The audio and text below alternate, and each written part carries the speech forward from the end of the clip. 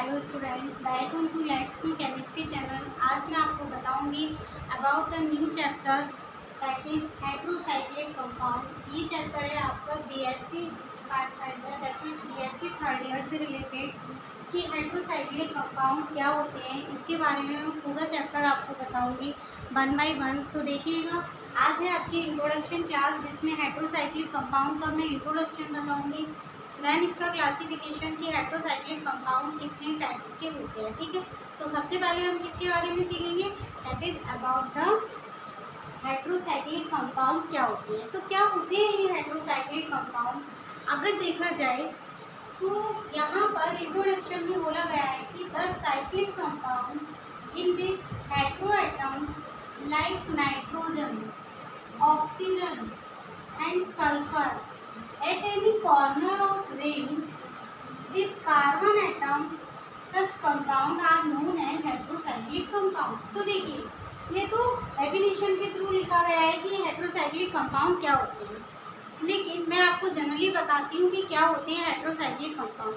आपने जो भी एरोमेटिक कंपाउंड होते हैं, जो भी आपके एरोमेटिक कंपाउंड होते हैं, अगर उसमें से आप एक कार्बन को हटा दें, क्या करेंगे आप, एक कार्बन को हटा दें और उसकी जगह कोई भी हेट्रो एटम नहीं, केवल ये तीन hetero atom that is nitrogen, oxygen and sulphur, उन कार्बन एटम की जगह आप क्या करेंगे कि ये नाइट्रोजन, ऑक्सीजन, सल्फर लगा दें, तो वो क्या कहलाएंगे, दैट इज हेट्रोसाइक्लिक कंपाउंड।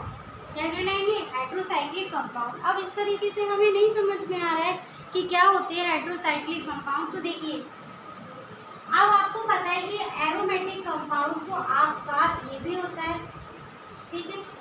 मान लीजिए ये है आपका बेंजीन में, इसकी हर पोजीशन पर क्या है, कार्बन है, हर पोजीशन पर कार्बन है, ठीक है। या मान लीजिए आपका एरोमेटिक कंपाउंड तो ये भी है, ठीक है, ये भी क्या है आपका एरोमेटिक कंपाउंड है, इसकी हर कॉर्नर पे क्या है, कार्बन है, ओके।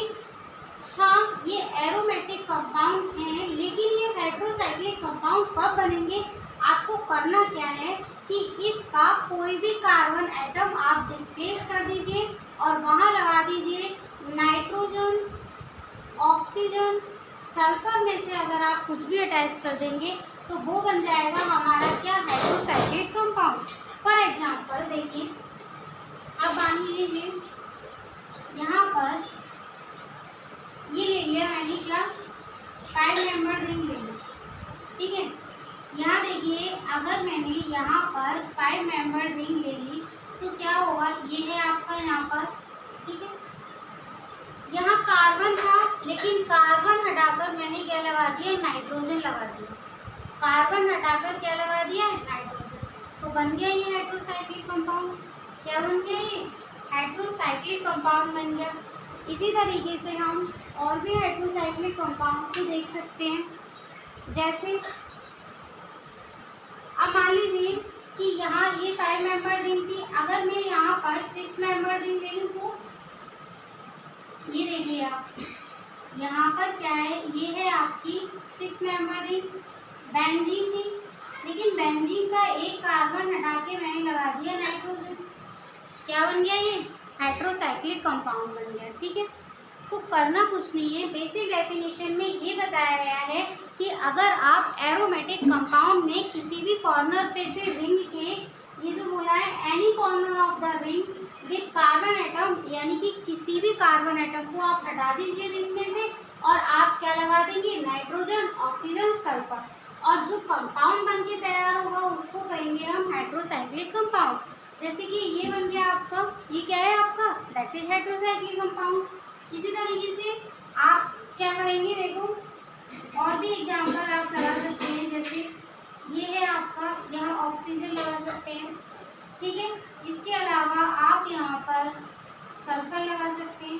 तो अगर आप नाइट्रोजन, ऑक्सीजन, सल्फर में से कोई भी एटम अगर आप रिंग पर अटैच कर देंगे, चाहे वो 5 मेंबर हो या फिर 3 मेंबर या फिर आपकी ये जो है 6 मेंबर, ये आप क्लासिफिकेशन में पढ़ेंगे। लेकिन फाइनली यहाँ पर क्या है, इंट्रोडक्शन है कि हेट्रोसाइक्लिक कंपाउंड क्या होते हैं, ठीक है। ओके, अब देखो अगर हम कैरेक्टरिस्टिक्स देखें ऑफ हेट्रोसाइक्लिक कंपाउंड की, तो क्या क्या कैरेक्टरिस्टिक्स क्या है हेट्रोसाइक्लिक कंपाउंड की, तो देखा जाए यहाँ पर आपको अल्टरनेट डबल बॉन्ड दिखाई दे रही है, double bond single bond double bond single bond double bond दिखाई दे रही है। ठीक है, अब होता क्या है कि इस तरीके के जो कंपाउंड आपको दिखाई दे रहे हैं उनको क्या कहते हैं, हम एरोमेटिक कहते हैं। क्या कहते हैं, एरोमेटिक कहते हैं। तो ये क्या है, आपके जितने भी हाइड्रोसाइक्लिक कंपाउंड होते हैं they are aromatic in nature, यानी कि जितने भी आपके रिंग वाले कंपाउंड होते हैं उनको एरोमेटिक कंपाउंड कहा जाता है। ठीक है, इसके अलावा सेकंड कैरेक्टरिस्टिक है दे आर स्टेबल कंपाउंड, यानी कि ये जो कंपाउंड है वो सारे के सारे क्या है, रिंग होने की वजह से अच्छे खासे स्टेबल होते हैं। ठीक है, क्योंकि रिंग में क्या हो जाता है, रेजोनेंस हो जाता है, जिसकी वजह से इनकी स्टेबिलिटी क्या हो जाती है, इंक्रीज हो जाती है। अच्छा, इसके अलावा आप बताइए कि ये इतने स्टेबल क्यों है, क्योंकि ये फॉलो करते हैं किसको, हकल रूल को।